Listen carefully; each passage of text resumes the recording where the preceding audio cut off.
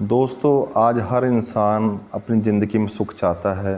वो चाहता है ज़िंदगी में सुख कैसे मिले और कितना सुख है उसकी ज़िंदगी में, वह अपने भाग्य को जगह जगह दिखाता है।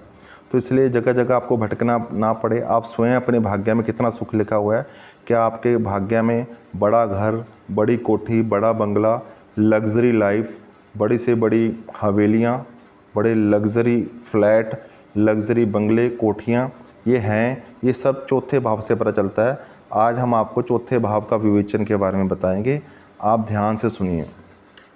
आप सब लोग अपनी जन्म कुंडली देख लीजिए, खोल लीजिए और उसको मिलाइए। जो मैं आपको बताता हूँ उसके हिसाब से आप देखना।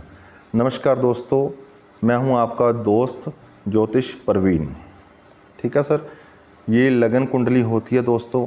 लगन कुंडली में कोई भी नंबर हो सकता है, 1 हो सकता है, 2 हो सकता है, 3, 4, 5, 6, 7, 8, 9, 10, 11, 12, 1 से लेकर 12 तक कोई भी नंबर हो सकता है।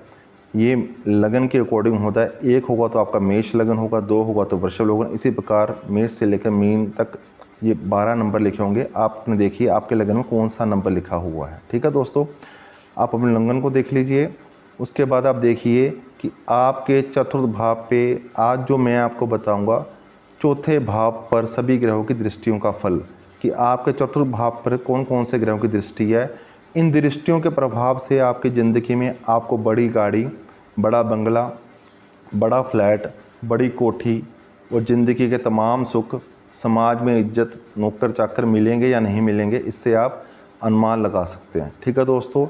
तो सर्वप्रथम मैं आपको बताना चाहता हूँ, चौथे भाव के जो कारक ग्रह होते हैं वो चंद्रमा और शुक्र होते हैं। आपने अपनी कुंडली में सबसे पहले चंद्रमा और शुक्र की स्थिति को देखना है कि चंद्रमा पाप ग्रहों से पीड़ित तो नहीं, शुक्र कहीं पीड़ित तो नहीं है।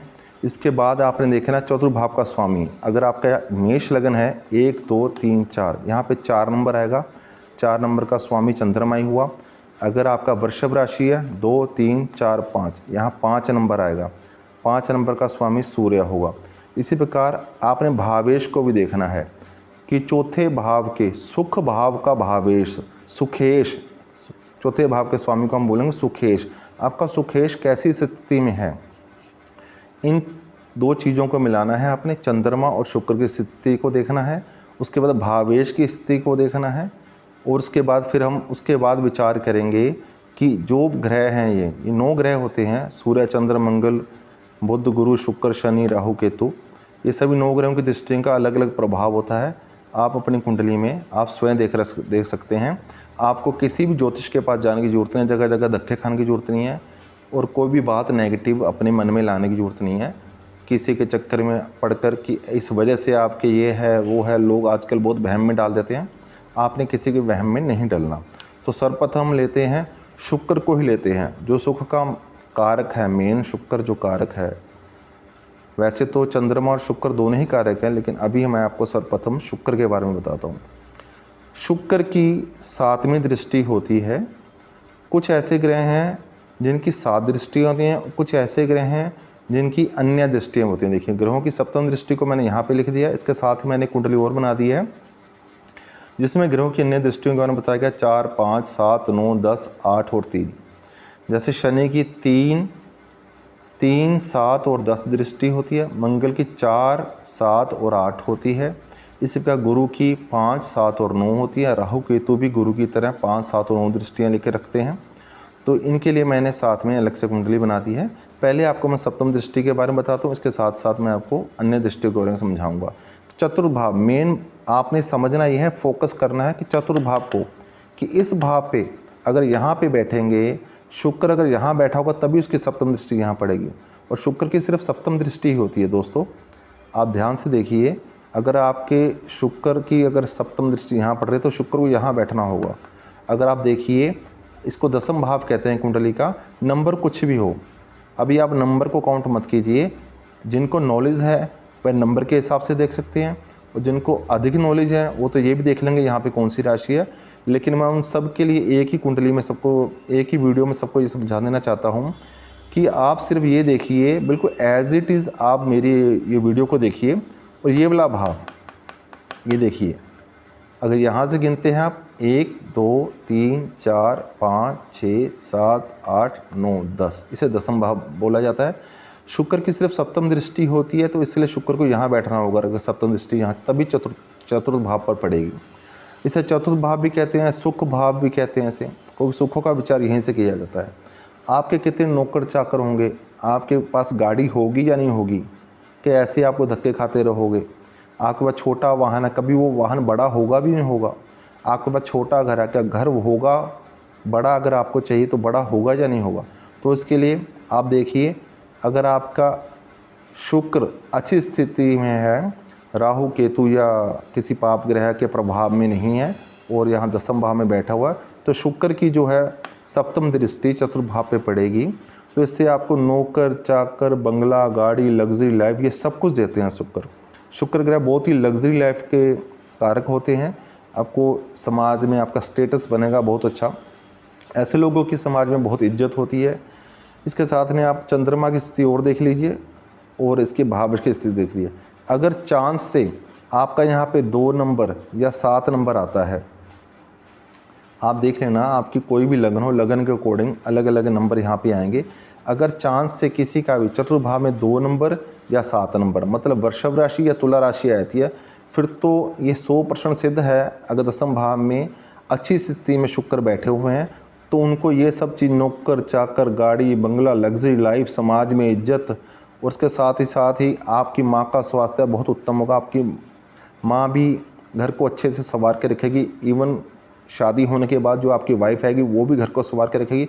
ऐसे लोगों का घर बहुत सुंदर होता है। बेशक वो छोटा बनाए तब भी उसे बहुत ही सुंदर और लग्जरी स्टाइल से बनाते हैं। बहुत अच्छे कपड़े पहनना पसंद करते हैं ऐसे लोग, और अच्छे लोगों से उठना बैठना पसंद करते हैं। एक इनका अलग ही अट्रैक्टिव नेचर होता है, एक स्टाइल होता है, जिसे कहते हैं ना कि वाह यार आप तो हीरो की तरह लगते हो।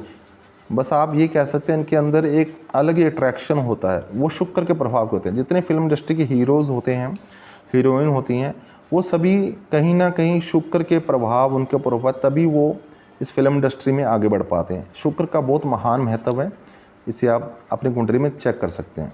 ठीक है दोस्तों, अब बात करते हैं अगर शुक्र वीक होता है। ये तो मैंने पॉजिटिव बातें बता दी हैं शुक्र की सप्तम दृष्टि की। दसम भाव में बैठे हुए शुक्र अगर वीक होते हैं तो इन्हीं सभी चीज़ों में कमी आ जाएगी। ना अच्छा घर बन पाएगा, ना अच्छी गाड़ी आ पाएगी। अगर गाड़ी होगी तो उसमें कुछ ना कुछ खराबी रहेगी।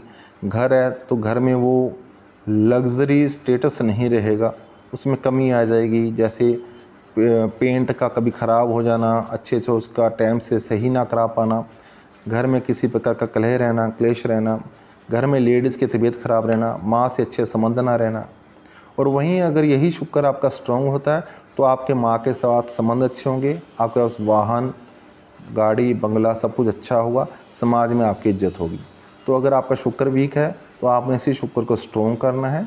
ये मैं आने वाली वीडियो में आपको सब समझाऊंगा, कौन से ग्रह की क्या रेमेडीज़ होती है। अभी सिर्फ यहाँ पे बात हो रही है कि आपको चौथे भाव पे सभी ग्रहों की दृष्टि के बारे में समझाया जाए।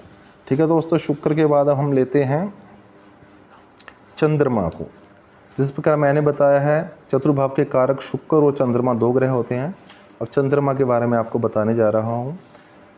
अब आपने उसी तरीके से देखना है कि यहाँ पर भी आपने चतुर्भाव के कारक अगर चंद्रमा की दृष्टि के बारे में हम लेकर चलेंगे, चंद्र और शुक्र दोनों की स्थिति को देखेंगे, कहीं वो पाप ग्रह से पीड़ित या इनके साथ तो नहीं है, किसी पाप कत्री योग में तो नहीं है, या 6, 8, 12 में तो नहीं है। ये देखना बहुत ज़रूरी है। उसके बाद भावेश, जो जिस नंबर की यहाँ राशि आएगी उस राशि का स्वामी कहीं पाप कत्री में तो नहीं फंसा हुआ, पाप ग्रहों की दृष्टि में तो नहीं है, पाप ग्रहों की युति में तो नहीं है, कहीं वो शत्रु राशि में या नीच राशि में स्थित तो नहीं है। ये आपने देखना है।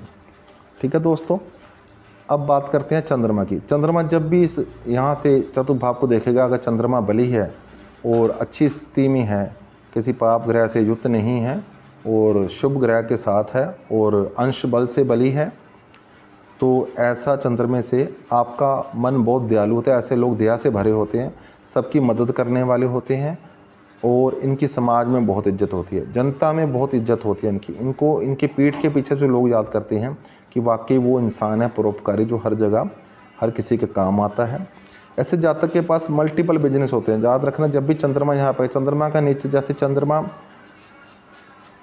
की 16 कलाएँ होती हैं, ये बढ़ती और घटती रहती है, कभी पूर्णिमा आती है, कभी अमावस्या आती है, ये नेचर होता है इसकी 16 कलाएँ। ये इस कलाओं की वजह से चंद्रमा का नेचर है, यहाँ पे बैठकर आपको मल्टीपल बिजनेस देते हैं चंद्रमा। जब मल्टीपल बिजनेस देंगे और ऐसे जातक इन सभी मल्टीपल बिजनेस में कामयाब भी होते हैं। ऐसे जातक के पास अच्छा वाहन होता है, अच्छा घर होता है, गाड़ी बंगला घोड़ा सब होता है, और समाज में अच्छा इज्जत होती है इनकी। मन के बहुत अच्छे होते हैं, परोपकारी होते हैं, किसी का बुरा नहीं सोचते, हृदय बिल्कुल निर्मल साफ होता है। यहाँ पर भी आपने 2 बातें जो मैंने बताई है, चंद्रमा और शुक्र की स्थिति, भावेश की स्थिति और चंद्रमा का बली होना बहुत ज़रूरी है। अगर वहीं पर अगर चंद्रमा कमज़ोर हो जाता है तो जातक मल्टीपल बिजनेस तो करता है लेकिन किसी में कामयाब नहीं हो पाता। वो एक को छोड़ कर दूसरा बिजनेस करता है, उसमें कामयाब नहीं तो फिर दूसरा बिजनेस करता है, उसका मन भटकता रहता है। चंद्रमा जातक के मन का कारक भी चंद्रमा ही है। जातक कुंडली में जो मन का कारक होता है वह चंद्रमा होता है। जब चंद्रमा ही वीक हो गया और पाप ग्रह की युति में आ गया, दृष्टि में आ गया, तो ऐसे जातकों का मन भटकता रहेगा, वो बार बार अपना व्यवसाय बदलता रहेगा और कामयाब नहीं हो पाएगा। ठीक है दोस्तों, ना ही उन्हें कोई प्रॉफिट हो पाता है। जो चंद्रमा ही वीक हो जाएगा, जब पाप ग्रस्त पीड़ित होता है, तो उसकी माता का स्वास्थ्य है। जहाँ सुख भाव के कारक शुक्र और चंद्र है, वहीं चंद्रमा माँ का कारक है।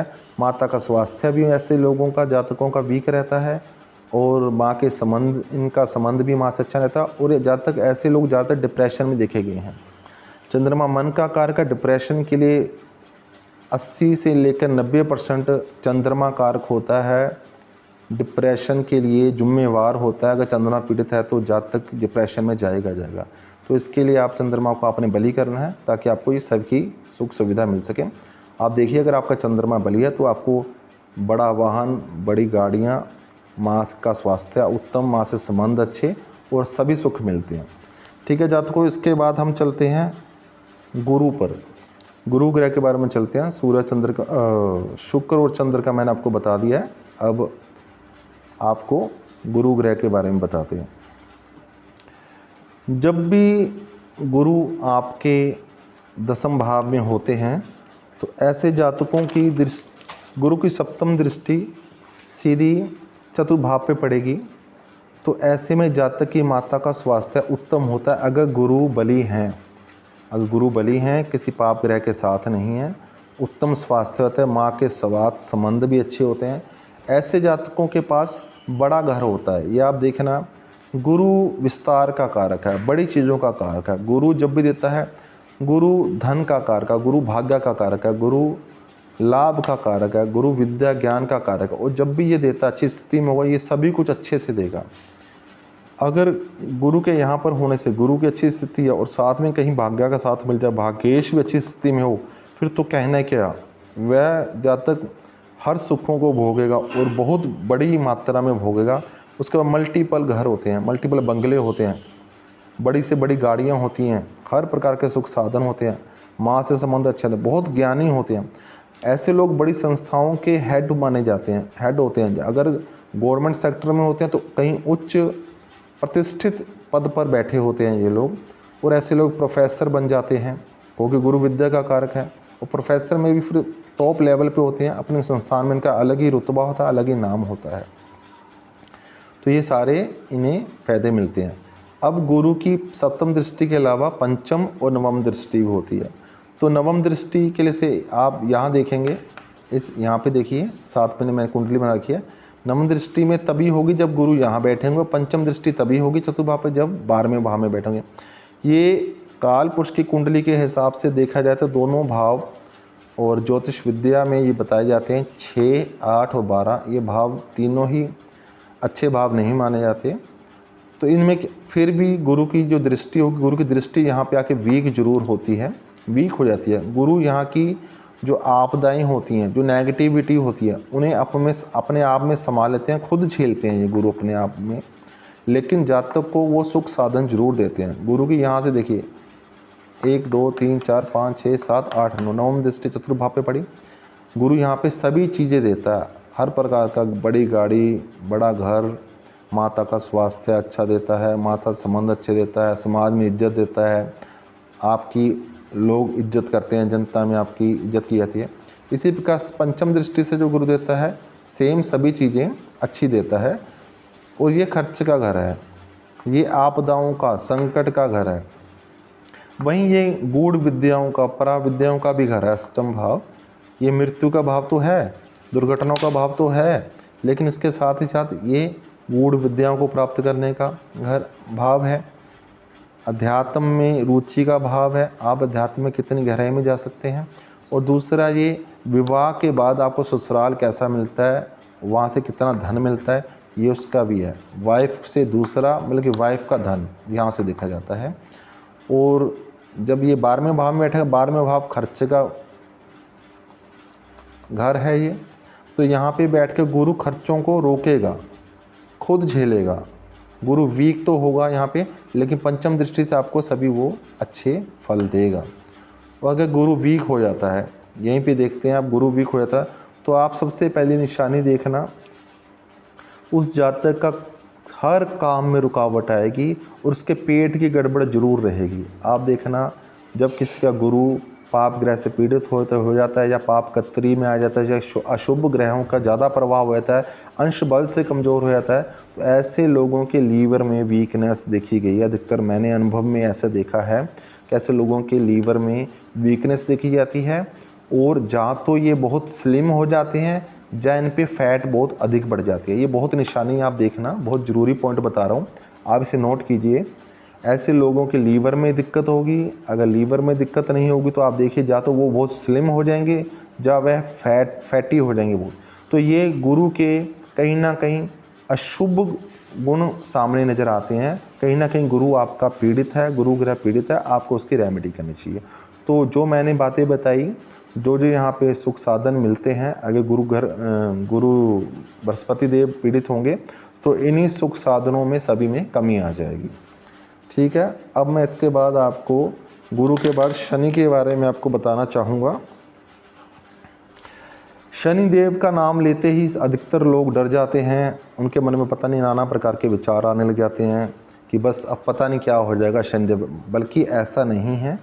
शनिदेव सबसे ज़्यादा, अगर मैं कहूँ, अगर मैं मेरा अपना एक्सपीरियंस मैं आपको बताऊँ तो मेरा एक्सपीरियंस ये कहता है, हमारी कुंडली में सबसे अधिक अगर हमारा 9 ग्रहों में से अगर मित्र है तो वो शनि है। शनि ही हमारा सबसे ज़्यादा अधिक भला चाहते हैं, लेकिन वो ऐसा चाहते हैं जैसे बिगड़े हुए बच्चे को एक माँ कान से पकड़ के खींच के उसे सही रास्ते पे लेकर आती है, जब बिगड़े हुए बच्चे को उसका बाप डांटता है। इसी प्रकार शनि न्याय प्रिय है, न्याय करता है। इनके हाथ में जो दंड है वो सभी को दंड देते हैं ताकि ये जातक सही सीधे रास्ते पे आ जाए, ताकि आगे वो दुर्गति को प्राप्त ना हो, सदगति को प्राप्त हो। शनि ही तपा तपा के एक इंसान के गुणों को सामने लेकर आता है। जैसे सोना तपा के ही अपना रूप अच्छे तरीके से निखर के सामने आता है, हीरा भी कई सालों तक कोयले की खानों में भक भक के हीरा बनता है, कोला बनता है, वो शनि का ही एक रूप है। तो आप शनि के बारे में देखिए, अगर शनि आपका यहाँ पे अच्छी कंडीशन में है तो ये सिद्ध है कि आपके मल्टीपल घर होंगे, मल्टीपल आपके पास गाड़ियाँ होंगी और सुख साधन होंगे। लेकिन शनि की दृष्टि को दोस्तों थोड़ा इतना अच्छा नहीं माना जाता, लेकिन उसके भी यहाँ पे कई पॉइंट नोट करने पड़ेंगे। अगर यहाँ पर 10 नंबर की राशि है तो जो कि शनि की स्वयं राशि है मकर राशि, या 11 नंबर की राशि है तो जो कि शनि की स्वयं राशि है 11, तो फिर उसका नेगेटिव इम्फेक्ट नहीं होता। जब भी कोई ग्रह अपनी राशि को देखता है तो उसमें वृद्धि करता है, उसको कभी नुकसान नहीं करता। बेशक शनि की दृष्टि में अशुभता मानी गई है, लेकिन कोई भी ग्रह अपने घर को जब देखेगा तो उसमें शुभता ही देगा। अपने घर को कोई आग नहीं लगाता, उसे सजाता संवारता है, बेशक चाहे वो शनि जैसा ही ग्रह क्यों ना हो। बस ये पॉइंट आपने देख लेने हैं। अब बात आती है, अगर ये 10 नंबर या 11 नंबर नहीं होता तो सभी सुख साधन तो मिलेंगे शनि की दृष्टि से यहाँ पर, लेकिन इसकी अशुभता की वजह से घर में कलह रहेगा ये निश्चित है।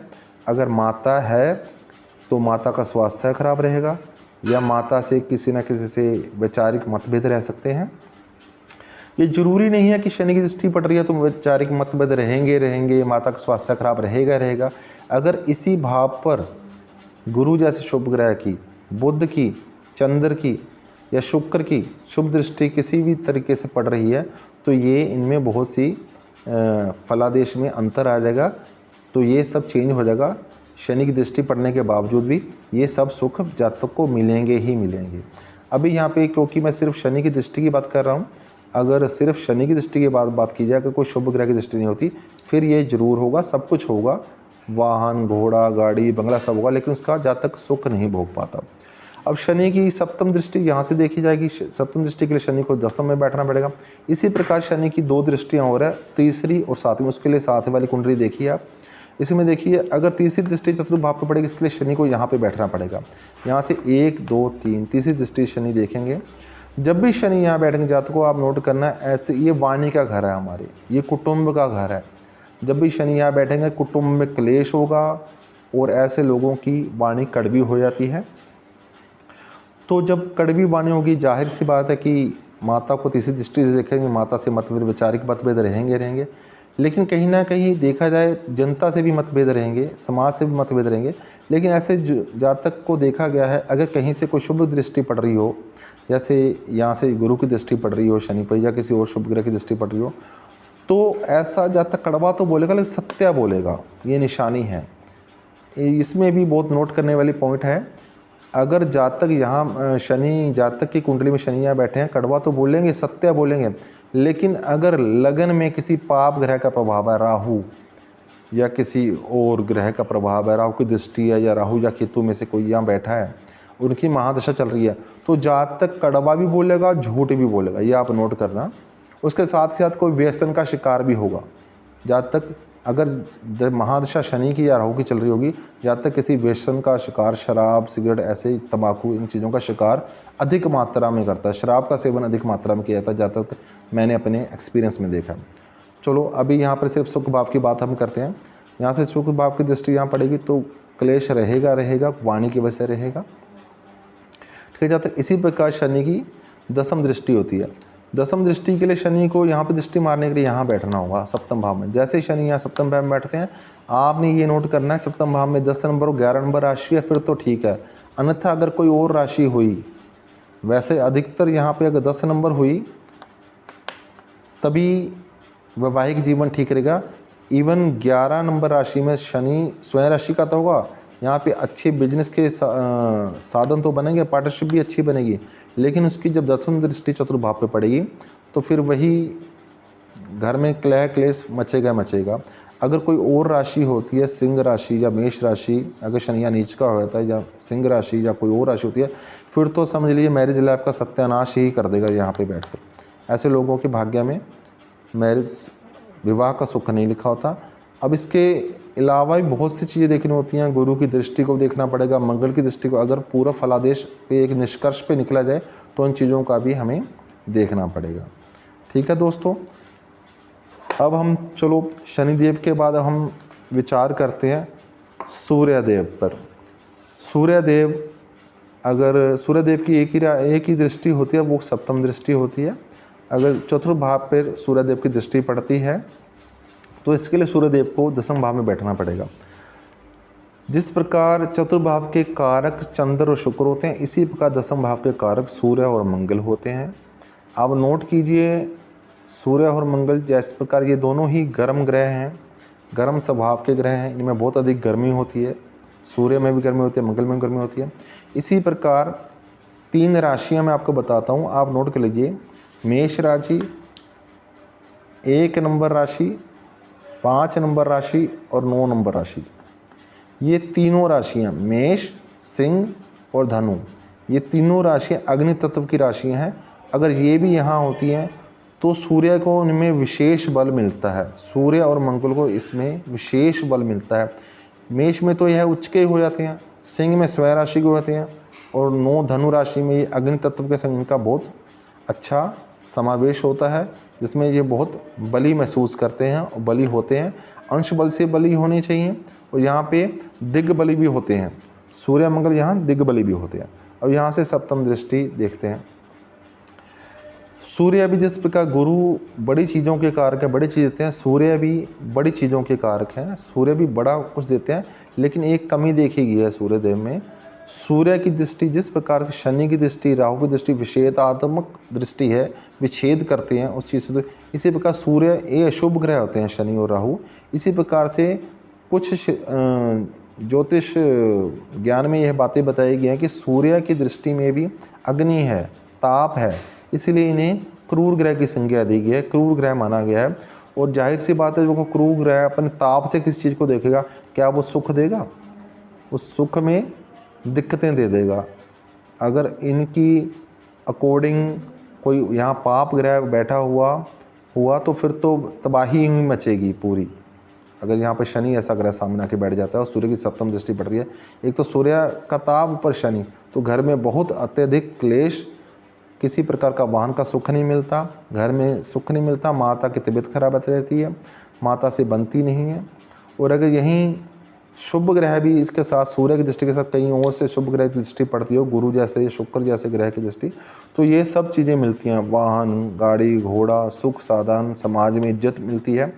और यहाँ पे दसम में सूर्य होने से एक लाभ होता है, ऐसे लोग किसी गवर्नमेंट जॉब में अधिकतर देखे गए हैं। और अगर कहीं एक नंबर में मेष राशि में हो तो सूर्य उच्च का हो जाता है, और ऐसे उच्च के सूर्य पे इनकी महादशा प्राप्त हो और आपकी एज भी अच्छी खासी हो, जिसमें आपको यंग एज हो, जिसमें हम गवर्नमेंट जॉब के लिए तैयारी कर रहे थे, ऐसे लोगों को गवर्नमेंट जॉब जरूर मिलती है। अगर उच्च के सूर्य जहाँ बैठे होते हैं, एज का मैटर किया जाएगा और महादशा देखी जाती है, ये आपके फेवर में आती है। और अगर कहीं से ऐसे उच्च के सूर्य पर कोई शुभ ग्रह की दृष्टि पड़ जाए तो फिर आपका समाज में इज्जत अलग ही रुतबा होता है, अलग ही स्टेटस होता है। ऐसे लोगों को सब चीज़ों की प्राप्ति होती है, वाहन, गाड़ी, बंगला, हर चीज़ की प्राप्ति होगी, लेकिन उनमें एक सूर्य का नेचर है जो इससे संबंधित जीव होगा, माता का स्वास्थ्य को नुकसान करते हैं, माता से वैचारिक मतभेद कर देते हैं और घर में कलह का वातावरण उत्पन्न होता है इनके रोब की वजह से। सूर्य एक रोबदार ग्रह है, ये राजा ग्रह है, ये किसका रोब सहता नहीं है। जब हम किसी की सहेंगे नहीं, जाहिर सी बात है कि क्लेश हो गया होगा। चलिए दोस्तों, अब अगले ग्रह की तरफ हम चलते हैं। सूर्य ग्रह के बाद अब हम चलते हैं बुध ग्रह की तरफ। दसम भाव में बुध अगर बैठते हैं तो दसम भाव से सीधी सप्तम दृष्टि चतुर्थ भाव पे पड़ती है। चतुर्थ भाव पे दृष्टि तभी पड़ेगी अगर बुध सप्तम भाव में बैठते हैं। बुध की सप्तम ही दृष्टि होती है, सप्तम के अलावा इसकी कोई दृष्टि नहीं होती। तो जब बुध दसम भाव में बहुत ही अच्छे माने जाते हैं, बुध यहाँ पे आके कारक हो जाते हैं, दसम भाव के कारक भी हैं बुध, तो यह बहुत अच्छा फल देते हैं। ऐसा जातक क्रिएटिव हो जाता है, समाज में अच्छा माना जाता है, बहुत अच्छे वक्ता होते हैं ऐसे लोग।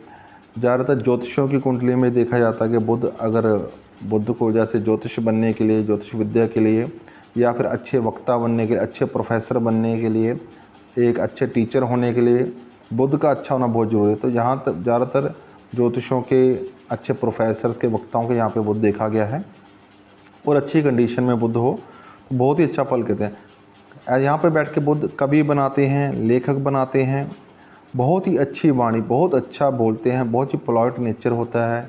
अगर कहीं गवर्नमेंट जॉब में या प्राइवेट सेक्टर में कहीं ऊंचे पद पे ये पहुंच जाते हैं, ये बुध का एक नेचर होता है, ये जो भी फल देते हैं बहुत शीघ्रता से देते हैं। तो इतने ऊंचे पद पे होने के बाद भी इनका नेचर बहुत पोलाइट रहता है।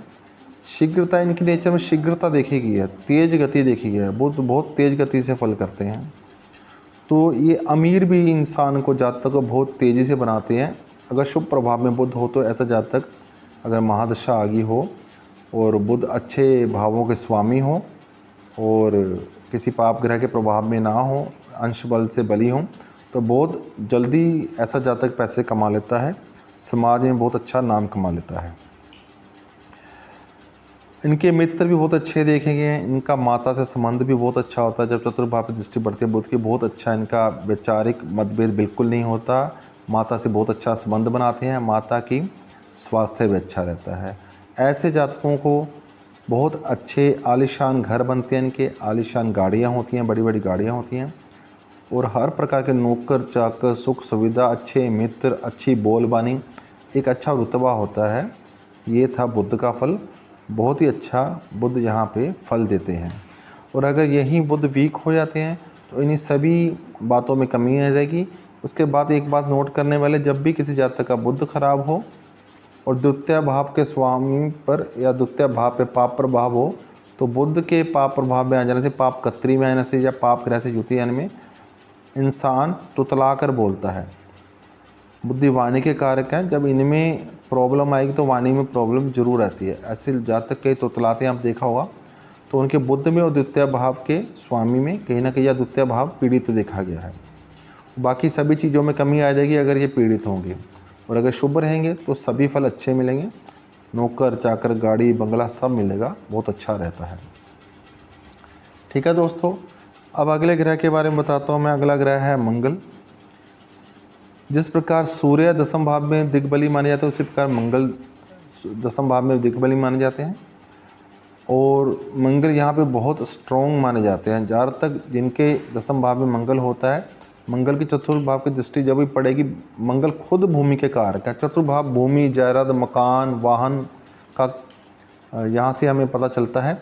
जब खुद ही मंगल भूमि के कारक हैं तो ऐसे लोग जमींदार देखे गए हैं, या फिर इन्हें ज़मीनें लेने का शौक़ होता है। वे फटाफट अपने जितने भी पैसे होते हैं उनसे फटाफट जितनी लिक्विड मनी होती है उसे कन्वर्ट करते हैं ज़मीन, जायदाद, प्रॉपर्टी में, फ्लैट्स में, बंगलों में। बड़ी गाड़ी होती है ऐसे लोगों के पास, हर चीज़ एसेट के रूप में ये अपनी प्रॉपर्टी बनाते हैं। बहुत शौक़ होता है इन्हें। अगर गांव में कोई रहता है तो उनके पास देखना, अगर ये मंगल स्ट्रॉन्ग है तो काफ़ी एकड़ में इनके पास ज़मीन होगी। अगर कोई शहर में रहता है तो बड़े बड़े बंगले और मल्टीपल चीज़ें होती हैं इनके पास।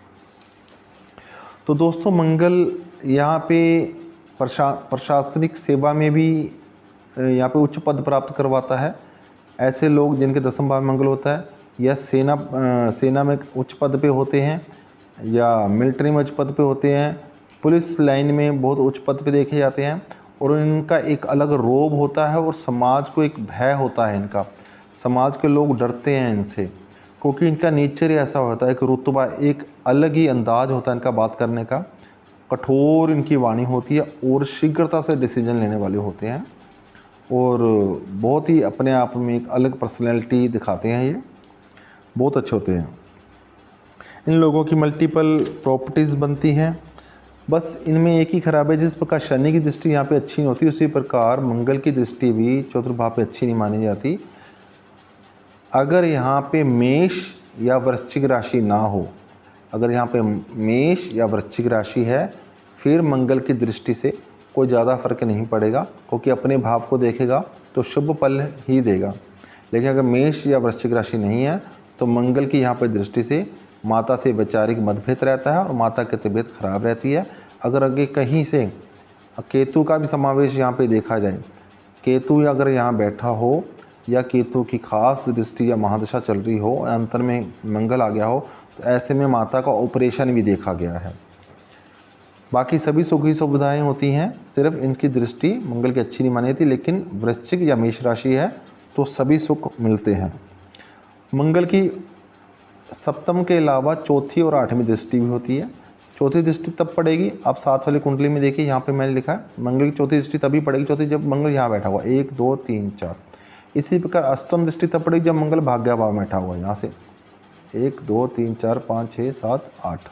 ठीक है, तो मंगल जब भी लगन में बैठेगा, या तो कोई जल्दबाज बना देगा। जो जल्दबाज बनेगा तो जाहिर सी बात है जल्दबाजी में, और चौथी दृष्टि माता पे पड़ेगी, चौथे भाव पे, तो माता से वैचारिक मतभेद रहेंगे, जल्दबाजी में डिसीजन लेगा और घर में कलह रहेगा।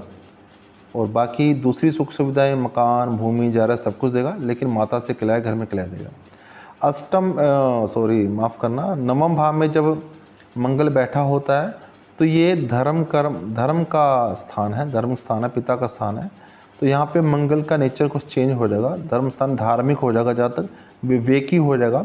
तो मंगल की यहाँ से अष्टम दृष्टि चतुर्थ भाव पे पड़ेगी, तो फिर माता से जो वैचारिक मतभेद है वो नहीं होंगे, उसे बैलेंस करना आ जाएगा, विवेकी हो जाएगा जहाँ तक। और बाकी सभी सुख सुविधाएं तो मिलेंगी। और माता के स्वास्थ्य भी को ज़्यादा प्रभावित नहीं होगा, ठीक ही रहेगा। तो ये अब मैंने आपको मंगल का बता दिया है। आगे अब आपको बताते हैं राहु के बारे में। और राहु की जब दृष्टि चतुर्थ भाव पे पड़ती है ये अच्छी नहीं मानी जाती, लेकिन खुद राहु को दसम भाव में अच्छा माना जाता है। यहाँ पे राजनीति के लिए अच्छा है, बिजनेस के लिए अच्छा है। यहाँ पे बहुत तरक्की कराता है इंसान को। बड़े बड़े बिजनेसमैनों की कुंडली में देखा जाता है, बड़े बड़े राजनीतिकों की कुंडली में राहु यहाँ पे देखा जाता है। राजनीति में बहुत ज़्यादा सफलता दिलाता है, बिजनेस में बहुत अच्छी सफलता दिलाता है। शर्त यह है कि राहु कौन सी राशि में है, क्योंकि इनका नेचर खुद का नहीं होता, ये छाया ग्रह हैं। जिस राशि में बैठते हैं जैसा स्वभाव बना लेते हैं। आप देख लीजिए, ये अच्छे ग्रह की राशि में हो और जिस ग्रह की राशि में बैठे हैं उनकी कंडीशन अच्छी हो। इसी प्रकार राहु की भी गुरु की तरह 5 और 9वीं दृष्टि भी 5, 7 और 9 दृष्टि होती है। तो 9वीं दृष्टि के लिए राहु को भी यहाँ बैठा हो, जैसे गुरु के बारे में बताया था, राहु भी यहाँ बैठेंगे तभी 9वीं दृष्टि यहाँ पे पड़ेगी। और पंचम दृष्टि के लिए राहु, जैसे गुरु यहाँ बैठे थे वैसे राहु यहाँ बैठे होंगे तभी पंचम दृष्टि। और राहु केतु दोनों के लिए बता देता हूँ एक साथ। इन दोनों के लिए अब मेन आपने ये देखना है ये कौन सी राशि में बैठे हैं। इनका खुद का कोई नेचर नहीं होता, ठीक है राक्षस प्रवृत्ति के होते हैं, लेकिन राहु धड़ सिर है और केतु धड़ है। केतु बहुत ज्ञानी है, क्योंकि दोनों ने अमृत पिया हुआ है। राहु ने अमृत पिया था, जब आपने कथा सुनी होगी, इनका शीश अलग कर दिया गया था विष्णु ने अपने चक्र से, इनका शीश अलग हो गया था, तो अमृत गया हुआ, इसलिए इनमें दैवी गुण भी हैं। लेकिन राहु का स्वभाव जो सिर में राक्षस वाली प्रवृत्ति है, दिमाग चलाक है, छलावा देता है, धोखा देता है। ये अपने काम किसी भी तरीके से निकाले, ये रातों रात अमीर बनाता है। राहु जो भी करता है ये रातों रात अगर बनाता है तो गिराव देता है। बस आपने देखना कौन सी राशि में बैठे हैं। पाप प्रभाव में तो अधिक नहीं है। यहाँ पे जब भी बैठेगा आपको जेल हो सकती है, आपने जेल से बच के रहना है। अपना धार्मिक प्रवृत्ति बनाकर अच्छे लोगों की संगति कीजिए। अगर केतु यहाँ बैठता है, केतु के बारे में साथ के बताता हूँ, तो मोक्ष की प्राप्ति करवाता है। अगर राहु जहाँ बैठा तो पेट के गंभीर रोग देता है, पेट में एसिडिटी, गैस, पेट में अल्सर हो जाना। और केतु यहाँ बैठता है तो कोलाइटिस की बीमारी देता है, पाइल्स की बीमारी देता है। और बात ये चल रही है कि चतुर्भाव पे प्रभाव, चतुर्भाव पे प्रभाव जब भी अगर खराब राशि में है तो खराब ही असर होगा। लेकिन उसके साथ आपने ये देखना है कि चतुर्भाव के स्वामी कौन सी कंडीशन में है, चंद्र और शुक्र कैसी कंडीशन में है, क्या और भी शुभ ग्रहों की दृष्टि चतुर्भाव पे पड़ रही है, तो इनका प्रभाव सिर्फ 20 से 30% रहेगा। आपको ज़्यादा टेंशन लेने की जरूरत नहीं है, बाकी सब अच्छा ही होगा।